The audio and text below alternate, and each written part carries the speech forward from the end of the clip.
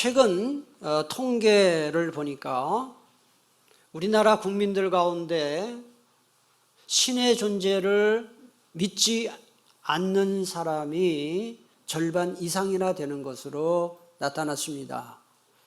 신의 존재를 믿는다고 하는 사람들의 경우에도 하나의 신이 아니라 여러 신이 있다라고 응답한 사람의 비율이 신은 하나만 있다라고 대답한 사람보다 더 많은 것으로 나타났습니다.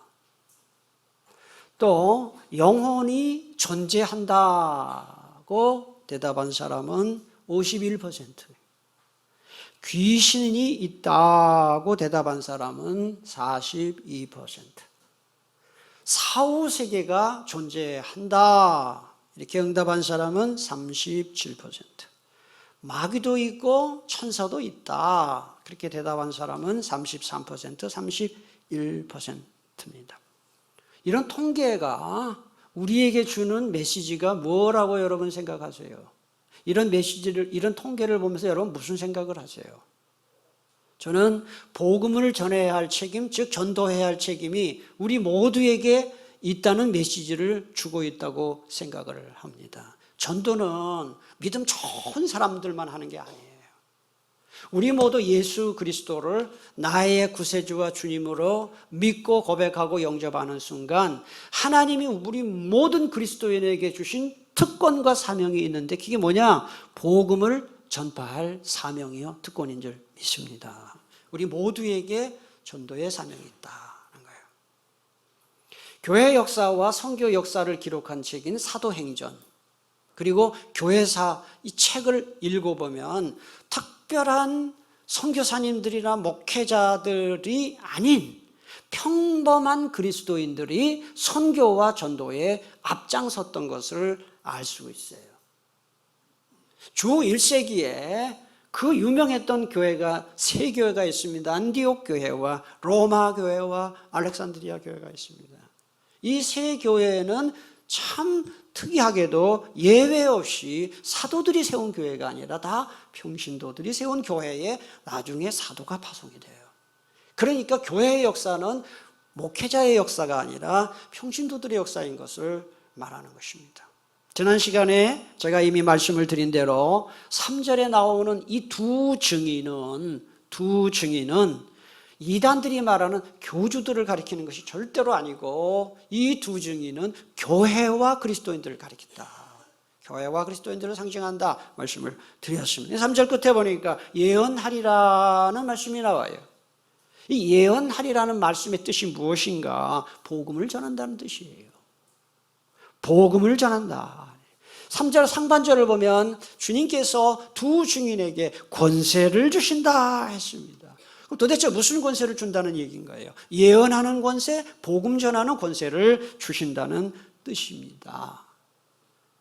그런데 여러분, 그냥 증인이라고 하지 않고 몇 증인입니까? 두 증인입니다. 두 증인. 왜 하필 두 증인일까? 왜 두 명의 증인일까 하는 거예요.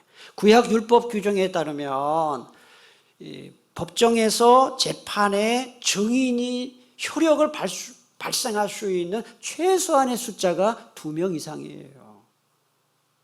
그래서 성경에서 둘은 증인의 수예요. 증인의 수. 그래서 법정에서 한 사람이 증언을 하는 거 그거는 믿을 수 없어요. 왜? 그러면 거짓말할 수 있으니까요. 그래서 최소한 2명 이상이 증언을 해야 그 증언의 효력이 생긴 거예요.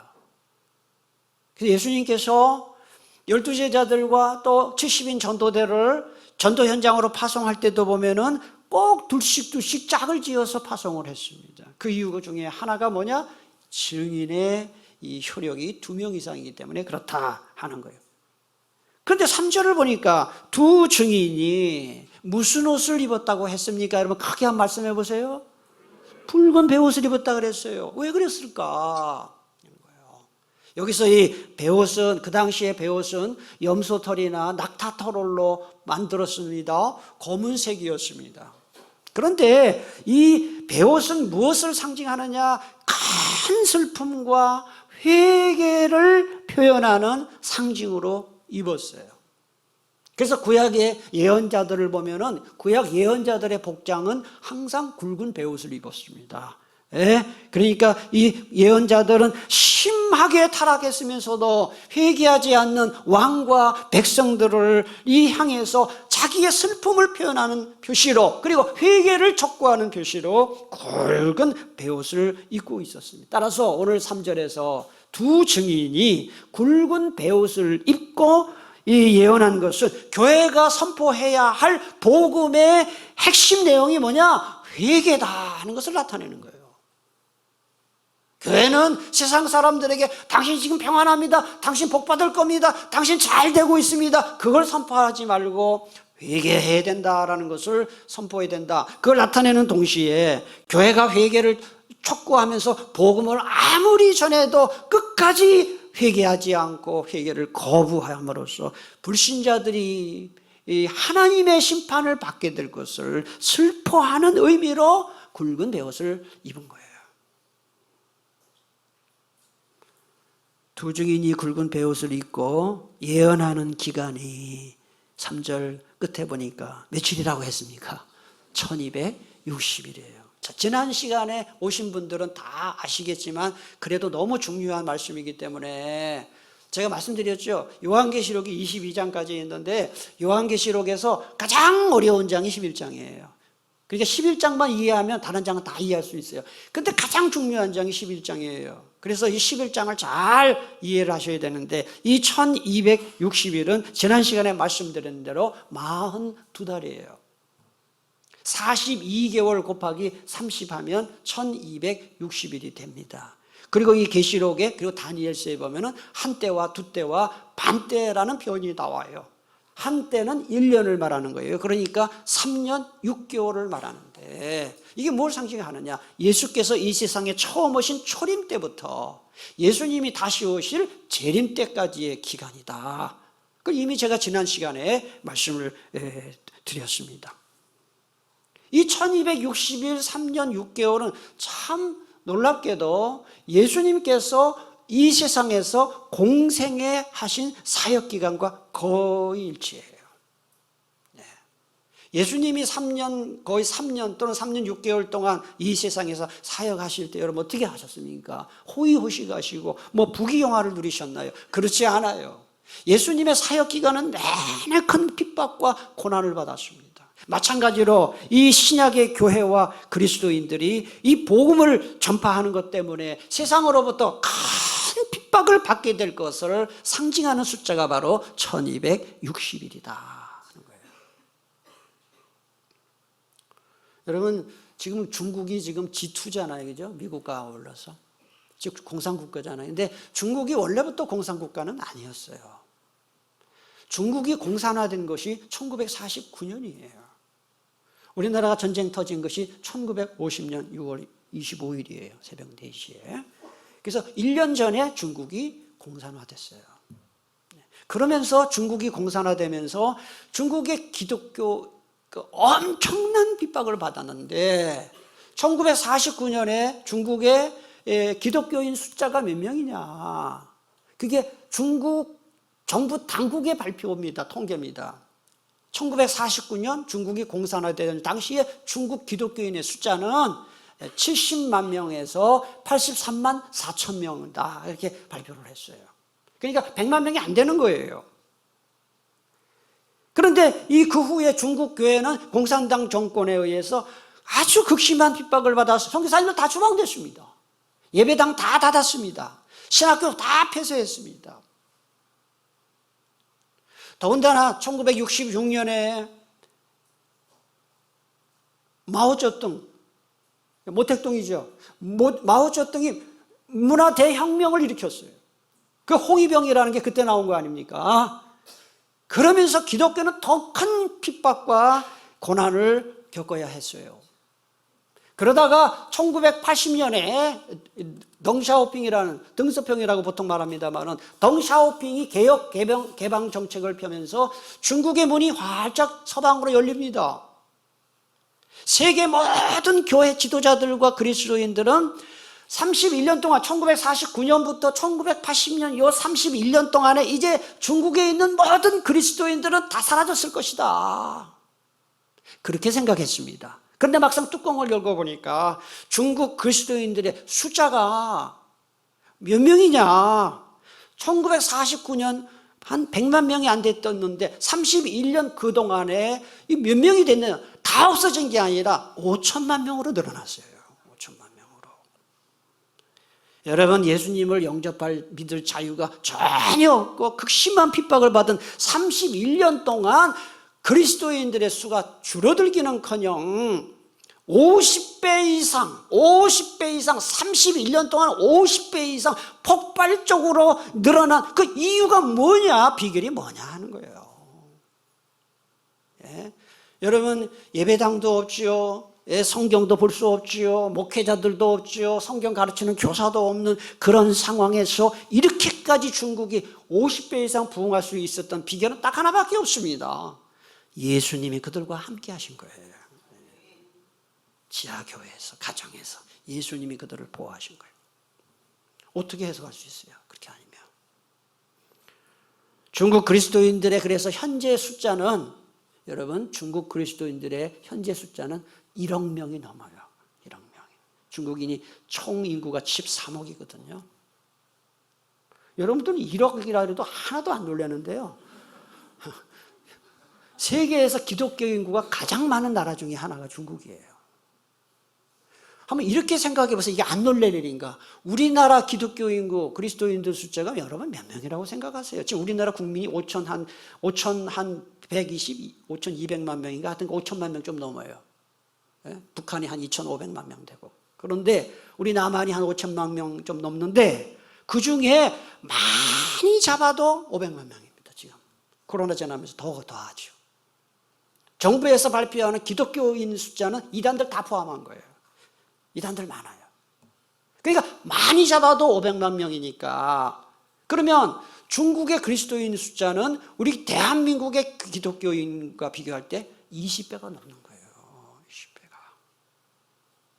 여러분, 지난 10년 동안 이 시진핑이 정권 잡고 얼마나 많은 교회를 핍박했습니까? 제가 GMS 우리 교단 선교회에 제가 깊이 관여하기 때문에 그 보고를 다 듣고 있습니다. 지난 3년여 기간 동안에 중국에 들어가 있던 우리 GMS 소속 선교사만 해도 300가정이 다 추방됐어요.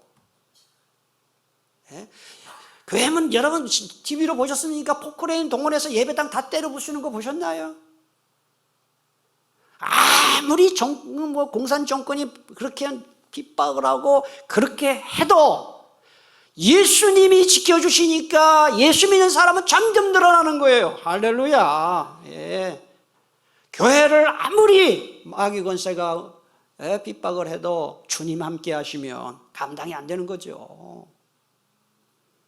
여러분들 중에 예수 믿는 것 때문에 또는 전도하는 것 때문에 핍박받고 조롱받고 왕따당하고 불이익받고 그런 분 혹시 계십니까? 낙심하거나 포기하지 마세요.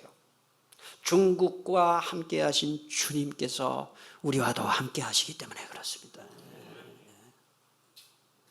자, 두 증인이 누구냐? 이미 말씀드렸어요. 교회, 그리스도인들.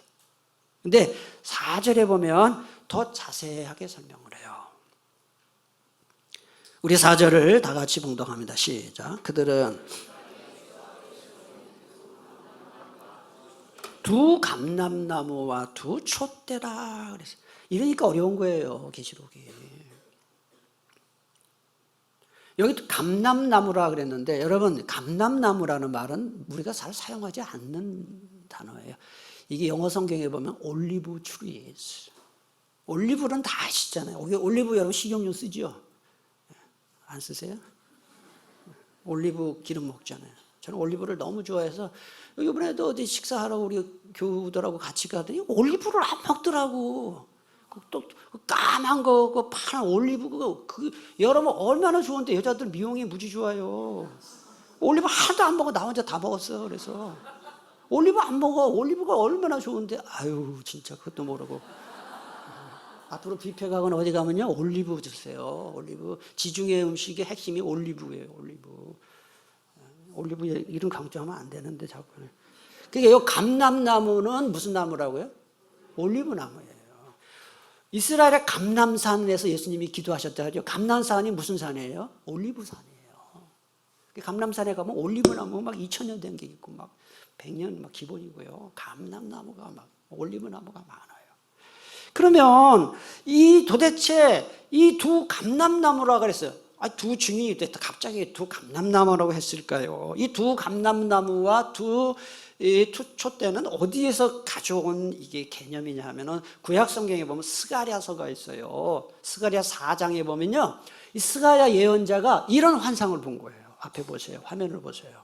스가랴 4장에 보면 이 스가랴 예언자가 순금 등잔대와 두 감람나무 환상을 봐요. 집에 가서 한번 스가랴 4장 읽어보시면은 이 순금으로 만든 이 등잔대에는 7개의 등잔이 있어요.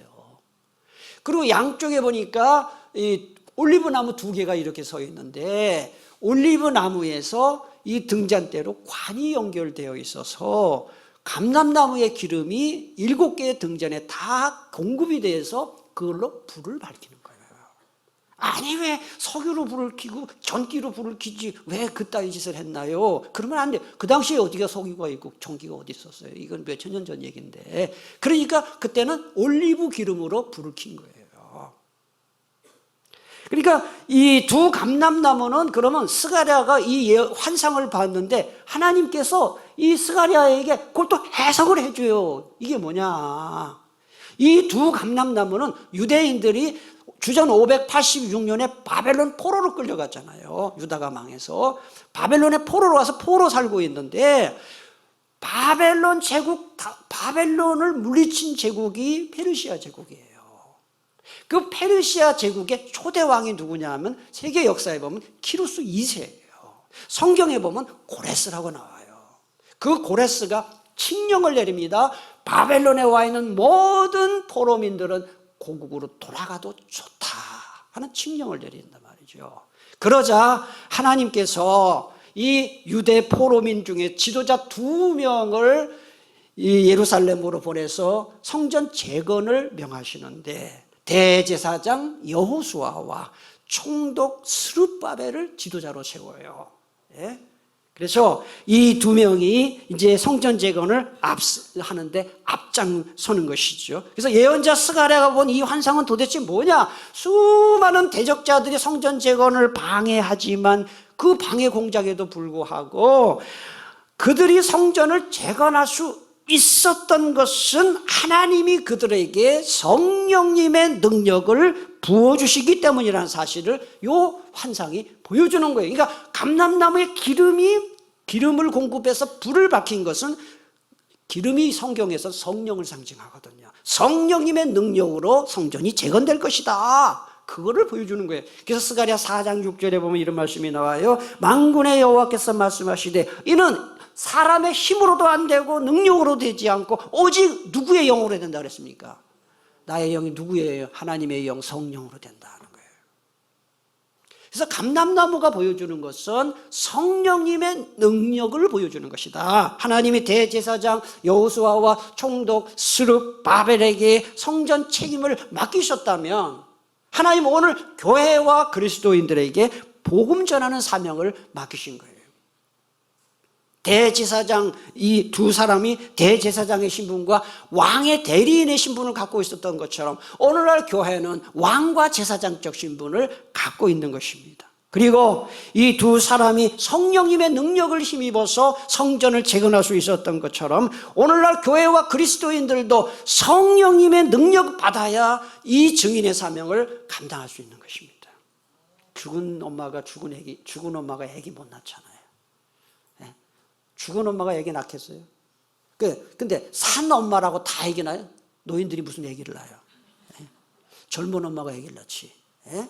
마찬가지로 우리가 예수 믿는다고 다 영혼을 낳을 수 있는 게 아니에요. 어떤 사람이 영혼을 낳을 수 있느냐? 성령의 능력 받는 사람이에요. 우리 모두 성령 충만할 수 있기를 축복합니다. 말만 가지고 전도할 것 같으면 말주변 좋은 사람들, 말빨 센 사람이 전도하겠죠. 외모가 출중한 사람이 전도한다면 잘생긴 사람들, 예쁜 사람들이 전도하겠죠. 또 많은 사람이 전도한다면 부자 교인들이 전도하겠죠. 예? 성경 지식이 많아야, 뭐 경력이 오래돼야 전도한다 그러면은 교회 다닌 지 오래된 사람이 전도하겠죠. 그러나 보세요, 누가 전도하나? 교회 안에서 가만히 보세요. 부자들이 전도합니까? 예쁜 사람들이 절대 안 합니다. 말빨 센 사람이 전도하는 거 아닙니다. 어떤 사람이 전도를 하느냐? 성령님의 능력 받은 사람이 전도하는 거예요. 어떤 사람이 성령의 능력을 받은 사람이에요? 가만히 보세요. 저는 최근에 우리 교회 나온 지 얼마 안 되신 분들 이게 식사 한번 같이 한 적이 있고요. 또 제가 확신반 교육을 하잖아요. 근데 가만히 보면요, 우리 교회도 보면요, 누가 전도를 주로 하느냐? 교회 나온 지 오래된 분들이 전도하지 않아요. 교회 나온 지 얼마 안 됐는데 그동안 예수 믿지 않다가 교회 나와서 예수 믿고 보니까 너무 좋은 거예요. 너무 마음이 편안하고, 걱정이 있어도 옛날 같으면 막 절망할 텐데 예배 드리고 나니까 마음이 평안.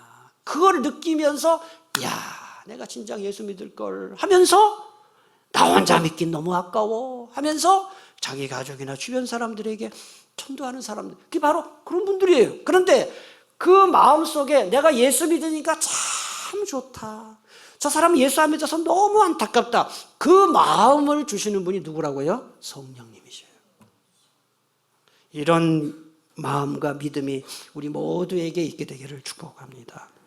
이 감람나무가 성령님의 능력과 도우심을 상징한다면 두 촛대는 그건 무엇을 상징할까? 두 촛대는 무엇을 상징할까? 요한계시록 1장과 2장에 보면 촛대라는 말이 6번 나오는데 6번 모두 교회를 가리켜요. 요한계시록 1장 20절. 자, 앞에 보시고 한번 읽겠습니다. 시작. 여기 촛대는 뭘 상징한다고요? 교회를 상징해요. 이미 다 배웠잖아요, 우리가요. 7개 다 배웠잖아요. 그러면 왜 하필 교회를 촛대로 비유했을까? 여러분, 촛대의 기능이 무엇입니까?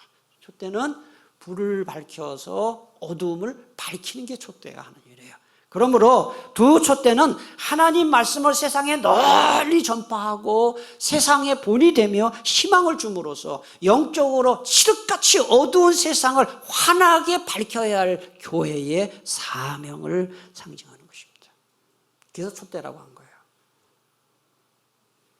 주 1세기 초대교회 시절에 로마 사람들, 예수 믿지 않는 사람들이죠. 이방 우상을 숭배하는 로마 사람들은 자기들은 예수 믿지 않지만, 그리고 예수 믿는 사람들은 막 핍박하고 때로는 막 순교까지 시킨 로마 사람들도 인정한 사실이 있어요.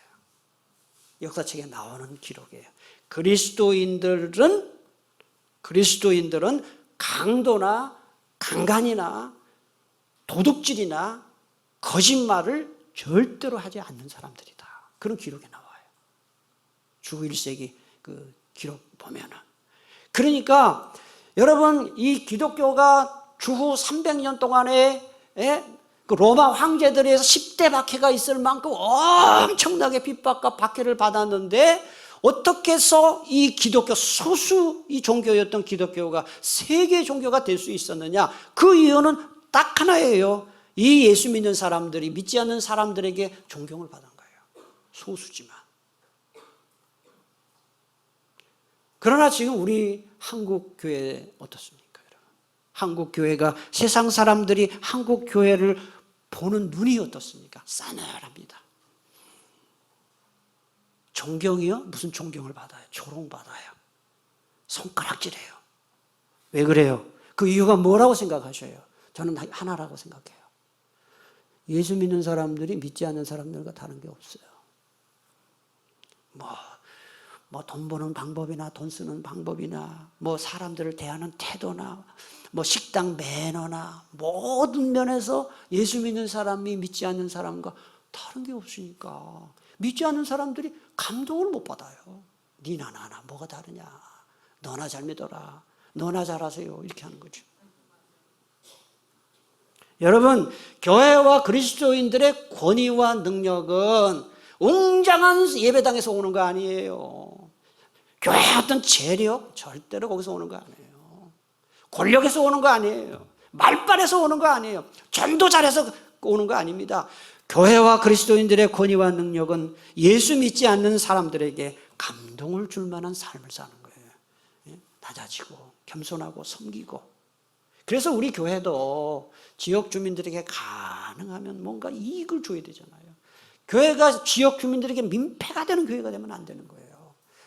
그런 말이 있습니다. 교회가 예배당이 들어서면 땅값이 떨어지고 주변에 집값이 떨어지고.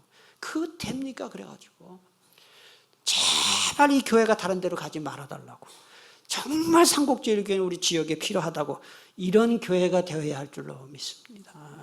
그래야 그게 진정한 교회지. 마태복음 5장 14, 16절 너희는 세상의 빛이라.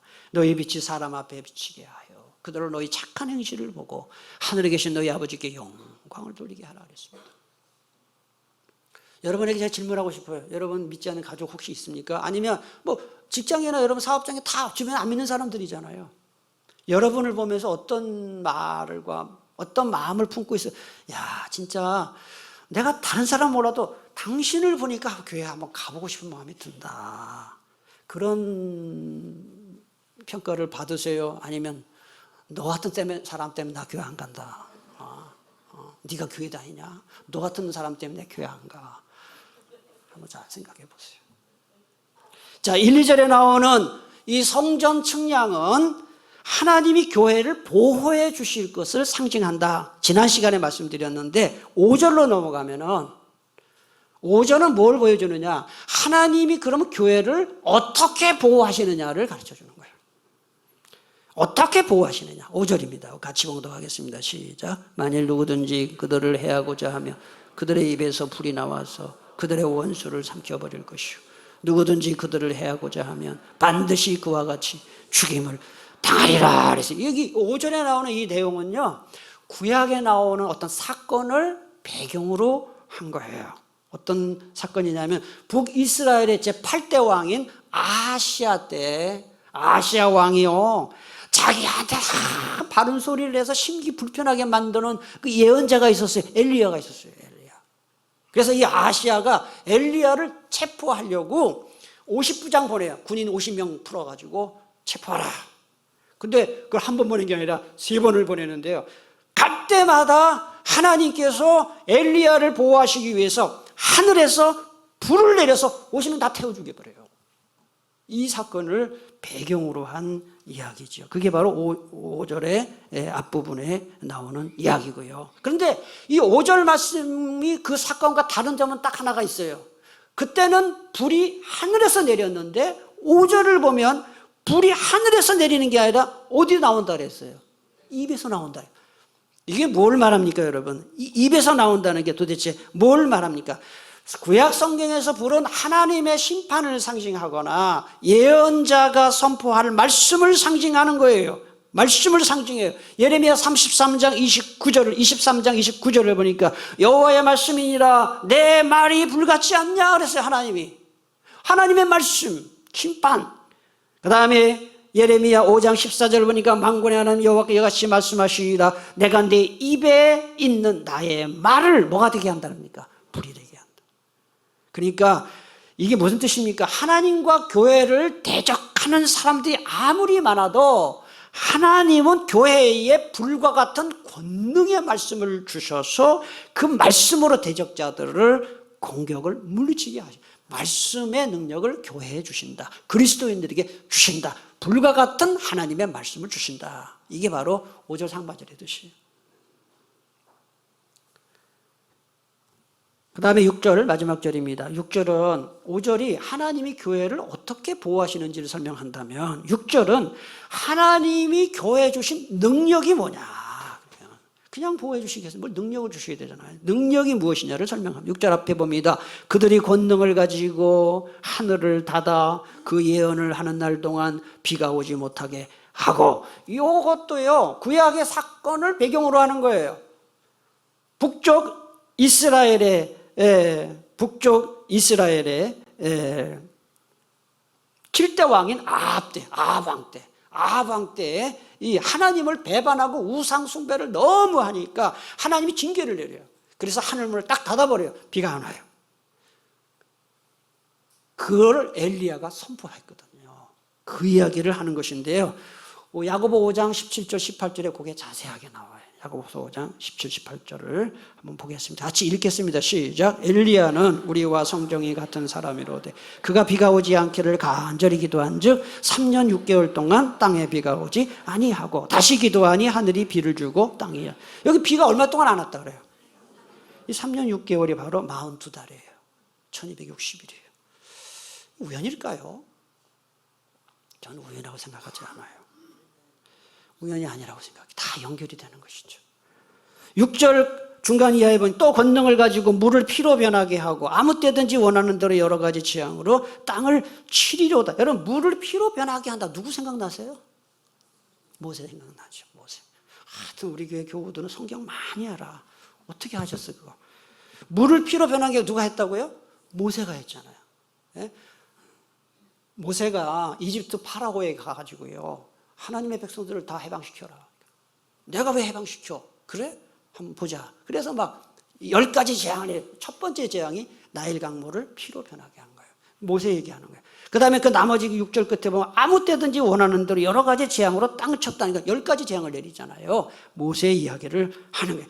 모세와 엘리야가 하나님의 권능을 받아서, 능력을 받아서 우상숭배에 빠진 자들과 영적 전투를 벌였던 것처럼 이제 교회 역시 주님 다시 오실 때까지 하나님이 주신 강한 능력으로 사탄의 집요한 공격을 물리치고 온 세상에 복음을 전파할 것이다. 지금 그 얘기를 하는 거예요. 마태복음 16장 18절에 보니까 예수님께서 베드로에게 이 말씀을 하셨어요. 내가 이 반석 위에 내 교회를 세우리니. 뭐가 이기지 못한다고요? 음부 마귀죠. 마귀가 아무리 교회를 공격해도 절대 못 이긴다 그랬어요. 여러분, 교회와 그리스도인들이 하나님의 놀라운 능력을 경험할 수 있는 비결이 뭘까? 하나님의 놀라운 능력이 지금 나타났잖아요. 그럼 우리 지금 이 시대에 하나님의 능력을 경험할 수 있는 비결이 뭐냐? 성경을 쫙 보면요, 그게 뭐냐? 믿지 않는 사람들에게 복음 전파하는 그 현장에 하나님의 능력이 가장 강하게 나타나요. 예수님께서 12제자들을 전도 현장에 보내시기 전에 먼저 무슨 일을 하셨는지를 보면 거기에 딱 나타나요. 마태복음 10장 1절에 보시면 예수께서 그의 12제자를 부르사, 그 다음 읽겠습니다. 시작. 더러운 귀신을 쫓아내는 모든 병과 모든 약한 고치는 권능. 복음 전도의 현장에서 하나님의 살아계심과 능력이 가장 강력하게 나타나요. 여러분, 이게 구약시대나 초대교회에만 있었던 일이 아니고요, 지금도 영혼 구원이 가장 왕성하게 일어나는 현장이 선교지예요. 선교지에서는 초대교회에서나 있을 법한 기적들이 자주자주 나타나요. 저는 이 GMS 자주 이게 관심을 갖고 일을 하기 때문에 선교사님들의 선교 편지를 자주 저한테 보내줍니다. 이런 일이 있습니다. 아프리카의 어느 부족의 선교사, 우리 한국 GMS 선교사님이 가서 선교를 하는데, 교회를 세우고 선교를 하는데, 그 부족의 그 가장 어른을 뭐라고 불러요? 추장이라고. 추장이 계속 방해하는 거예요. 전도 못하게, 교회 못 세우게. 그러니까 이 선교사님이 얼마나 힘들겠어요. 그렇지만은 어떻게 하겠어요? 하여튼 기도하고 하는데, 이 추장이 어느 날 죽을 병에 걸린 거예요. 죽을 병에. 그러니까 이 선교사님이 아이고 고야사다 이렇게 안 하고, 때는 이때다, 이 양반 전도해야 되겠다. 그래서 자기가 추장을 찾아가가지고 추장에게 제가 기도해 주겠다고. 추장이 그걸 거부할까요? 거부하지 않아요. 왜? 이제 죽게 생겼으니까. 뭐 무슨 신이든 어떤 뭐 하나님이든 뭐든 하여튼 나만 고쳐주면 된다, 이런 마음으로 기도해달라고. 그래가지고 그 선교사님이 그 추장의 머리에 손을 얹고 안수 기도를 했는데 즉시 나가버리는 거예요. 여러분, 선교지에서는 이런 일이 많아요. 왜 그럴까요? 영혼 구원을 위해서. 그러니까 이 추장이 자기 병이 나으니까 어떻게 했을까요? 자기 부족들 다 집합시켜요. 다 교회 나가. 그래가지고 그 부족 전체가 추장과 함께 교회 나오는 이런 보고가 와요. 또 어떤 지역에서는 밀림 사이에 강을 타고 통통배 타고 선교사님이 전도하러 마을 다니는데, 동력선을 타고 전도하러 다니는데 이 배를 타고 가는데 이 멈춰버린 거예요. 배가 멈춰버린 거예요. 왜 멈췄나 보니까 기름이 떨어진 거예요. 선교사님이 분명히 떠나기 전에 제자들, 원주민 제자들한테 기름을 몇 통을 들고 가라고 했는데 그걸 안 들고 간 거예요. 애들이 잊어먹고. 이거 어떻게 하겠니? 이건 안전에도 문제가 있고 잘못하면 굉장히 큰 낭패를 당할 상황인데 그 선교사님도 그런 일을 당하니까 이거 어떻게 해야 되냐 이러고 있는데 오히려 그 원주민 제자들이 뭐라고 얘기하냐면 선교사님 설교했잖아요. 하나님은 능치 못한 일이 없다 그랬잖아요. 하나님을 구해야죠. 그런 거예요. 그러니까 기름이 떨어졌는데 그러니까 그래요. 강물을 연료통에 넣는 거예요. 강물을 연료통에 넣고 선교사는 참 이게 난감하니 그거 보니까 참 자기도 선교사지만 이상한 그래서 연료통에 넣고 안수기도 했는데 배가 가는 거예요. 여러분 이거 거짓말 같잖아요. 이거 믿어지세요? 이걸 믿는다는 게 참 우습죠. 그런데 선교지에서는 이게 말이 안 되는 일들이 이렇게 벌어지고 있는 것. 이거를 뭘 보여주느냐. 하나님은 영혼 구원하는 일을 위해서 하나님이 살아계신 것을 보여준다는 거예요. 여러분 하나님의 살아계심과 능력을 경험하는 가장 좋은 방법은 지금도 마찬가지입니다. 믿지 않는 가족 전도하고 주변의 사람들 전도할 때 여러분 가만히 보세요. 전도하면 그래 나 갈게 이런 사람 와요 안 와요? 안 와요. 갈게. 제가 어느 지역을 제가 폄훼하는 거 아닙니다. 충청도 분들 양반들이죠. 그래서 충청도에서 목회 하시는 분들은 교회 나오세요 그러면 그래요 그런데요. 그거 안 나온대. 근데 여러분 내가 교회 가면 장을 지진다 이런 사람도 있어. 내 손에 장을 지진다 그런 사람들이 나와요. 그러니까 아주 강팍한 사람일수록 순진한 면이 있어요. 우리가 생각할 때 이 사람은 믿을 사람이고 이 사람은 말해봐야 소용이 없다. 딱 인간의 생각이에요. 하나님이 역사하시면 이 강도 같은 사람도 사형수 같은 사람도 주 앞으로 돌아오는 거예요. 하나님이 살아계심을 정말 체험하고 싶고 하나님의 능력을 경험하고 싶거든. 하나님이 가장 크게 역사하시는 현장이 바로 복음 전도의 현장이다 하는 걸 기억하시고 평생 또 이번 주간 만나는 사람에게 복음 전하는 여러분 다 될 수 있기를 축복합니다. 기도하겠습니다. 오늘 주신 말씀 붙들고 한번 기도합시다. 하나님, 우리가 예수 믿고 구원받았을 때 하나님이 주신